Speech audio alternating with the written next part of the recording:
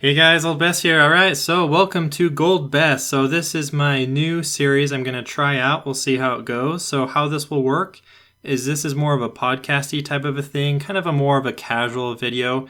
My videos take me forever to make normally, like about 8 hours. So I just want to throw some of these videos in that don't take me as much time to make and also just have more of a personal feel to them so that way we can kind of connect and also just share ideas. Feel free to leave any comments below if you guys have any questions or comments about gold making or any of the topics, feel free. In the background, I'm just going to have some random clips of me farming. So again, this will be kind of more of a podcast type of a video. All right, so let's talk about Legion. So I've been busy in Legion. I'm sure you guys have as well. A lot of gold making potential. So I kind of mentioned this in a couple of videos back where the crafting materials, as you guys have seen, and also just crafting gear, really profitable right now. A lot of people are making a huge amount of money right now. Myself in particular, I've been doing a lot of mining. I've also been using my enchanting profession, so I just enchant all the gear I get. I've been running a lot of dungeons, so I'll just disenchant all those pieces. Also, what I've been doing is I've been using the Obliterum forge, and since I have basically gathering professions, I've been using enchanting. I just craft the relic. So how you get that is you have to get a curious coin. You can get that like from a boss drop or some of the emissary quests.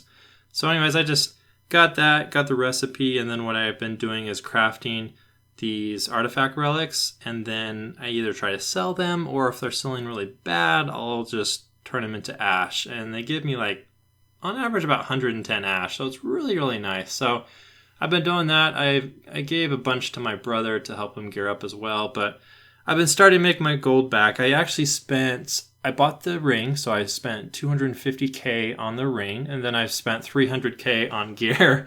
So that took a big chunk out. Then I have a lot of items that I'm trying to resell to make money. So I'll build my gold back up, but it might take me a little bit. So one of my viewers actually is one of my patrons on Patreon. He actually messaged me a pretty cool idea. So what you do is in Suramar, if you have mining, you'll get a quest where you have to kill some basilisks. So I guess how this works is when you're in a group, you can kill these basilisks.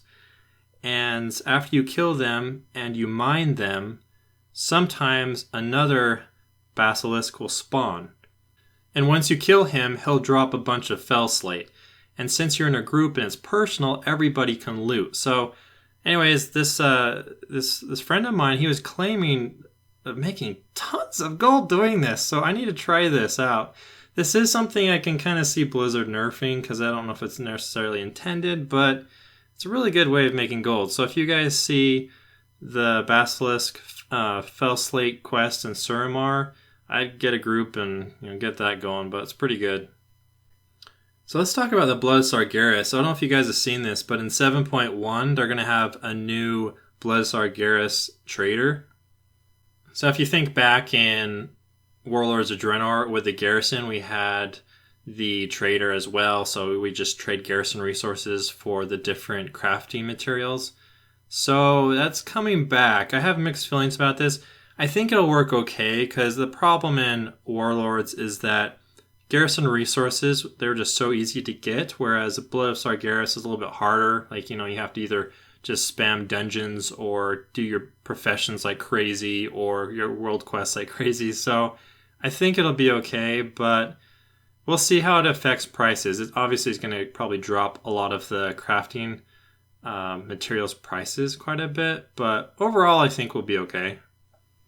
I think me personally, I'm just going to take advantage of mining while I can. So I'll probably have multiple months, probably a couple months before 7.1 even comes out. So I'm just going to try to mine and make my gold. It seems like for me personally, that's one of the best ways to make gold right now for me. So let's talk about Obliterum. Holy crap. Have you guys been making gold with that? So that's been pretty crazy as well. On my server, it's been like fluctuating in price like crazy. Like sometimes I'll check it. I think the lowest I saw was 3,000. And then the highest I've seen is like 12,000. But it just keeps going up and down. Sometimes I'm really tempted to just buy it out and then repost it a few days later, but the problem is I don't know if it's going to go back up. it keeps going back up, but it keeps going back down. So it's kind of hard to know where the safe area is. I also saw in the forums that some people are duping these. So basically what they do is they duplicate this item. So it's just basically cheating where people will copy this item for free and then sell it. So it's against the terms of service, obviously. So that makes me a little weary as well, because if somebody does that, they can really crash the price of these. So I don't know. They'd be a great flip. They're really expensive though, so pretty high risk. But I don't know if you guys have been flipping those or not, but really, really good profit right now. I also saw a video by Umrentv. I'll have a link in the description, but it's kind of interesting. So what you do is you use Tradeskillmaster and you basically just snipe or buy crafted items for really cheap on the auction house. And then you go to your Obliterum forge and you just turn them into ash and then turn them into Obliterum, and then you sell them on the auction house. So I can see that being pretty profitable. I think the one problem kind of faced with Tradeskillmaster is Tradeskillmaster isn't really terribly beginner friendly. So a lot of people that come to make gold, they kind of come from a wide range of knowledge. So for some Tradeskillmaster, information is really helpful, and others, people are like, I don't know what to do with this. But the whole idea, though, is still really good. So if you haven't checked out his video, I'd do that. But some of these items, you'll find them cheap. Other times you won't. Just kind of shot in the dark. I think people are kind of keeping an eye on some of these like crafting pieces just to kind of get an idea if they can buy these from the auction house and then turn them into ash and then, make them into Obliterum and flip them. So it's like, yeah, you can do that for sure. Me personally, I've just been taking the safe approach. I just get the items I need. I'll make the ash myself, then sell it. That way there's no risk involved. So another thing I saw a post about a little while back is they have data mined the corrupted Ashbringer skin. So this is like a secret skin. And part of the way you get this is what you have to do is you need to get 2 different books. So one of them you get from one of the battlegrounds. It's the Valley place. I can't remember how to pronounce the first word. It starts with an A. I apologize. And then the other one is in Dire Mall, and what you have to do is kill some of these dusty tombs, so they just spawn every once in a while in Dire Mall. So I've thought about making a video for that. We'll kind of see. I just want to make sure this is confirmed before I make a video about this, but those should be pretty good little books to sell in the auction house, so that way paladins can get their corrupted Ashbringer. It looks pretty sweet, so yeah, I want to get your guys' opinion. So in Legion, it feels different. Like gold making feels different for me. In Mists of Pandaria and Warlords of Draenor, it seemed like it was really like you just farm spots. I made a lot of spots videos where you go farm this spot, you make X amount of gold per hour. And then we had all those nerfs, in particular the Potion of Luck being removed. That really hurt. That really hurt a lot of gold farming spots. Like I had probably a dozen different Pandaria farming spots, and that really killed a lot of them. But in general, it just feels like, for me personally, as I've been playing Legion, I haven't felt the need to really go back to any of the old content to farm stuff. I don't know if you guys have felt that way, but it feels like Blizzard, and it's good, I think that's what ideally they should do, is Blizzard just has set it up where as you play the game, you're making gold. We're getting gold from world quests. We're getting gold from turning in the emissary. We're getting gold from dungeons. Just a variety of different platforms, and also just the crafting and also the gathering professions are so powerful. I think that will change some in the future. Some of these prices are going to start going down because we're still kind of in the honeymoon stage of Legion.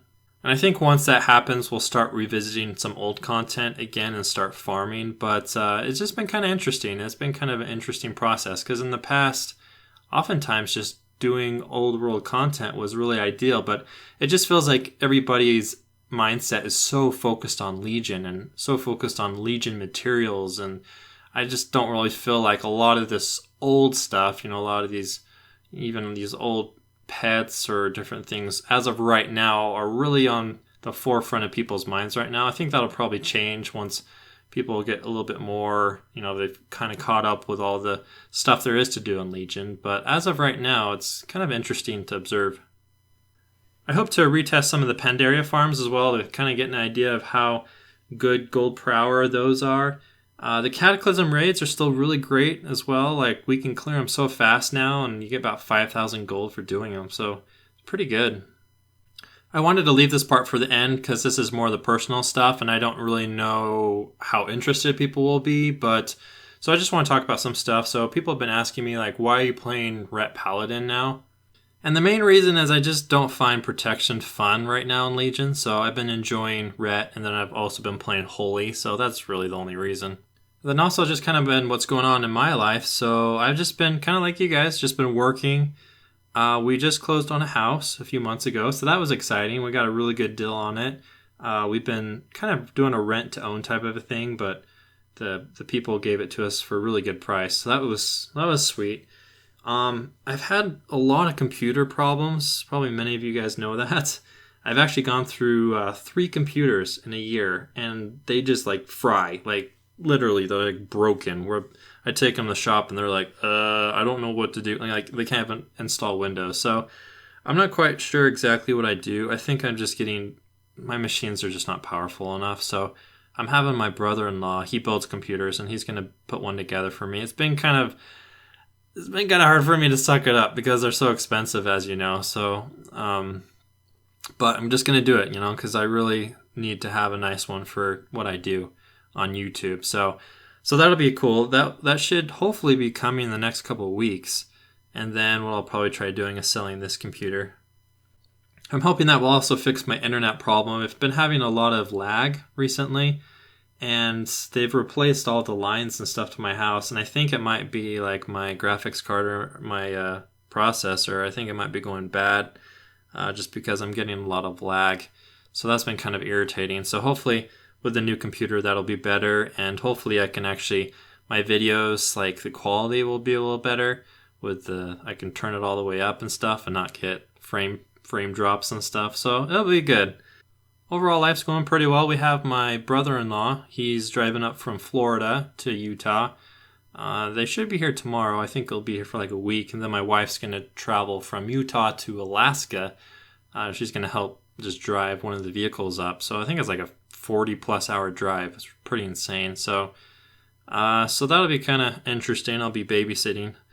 I'll be on babysitting duty, I guess. But so anyways, I hope you guys are doing well. Hopefully life's good. I know sometimes life is good and bad and just kind of a roller coaster ride, it seems like. But I hope you guys are doing well. So anyways, let me know if you like this type of video. I appreciate it. If you guys do, we can continue these. The idea with this is I'll probably just do it every once in a while, just to kind of give you guys a heads up of what's going on, so you guys feel a bit more connected. So anyways, guys, we'll see you soon.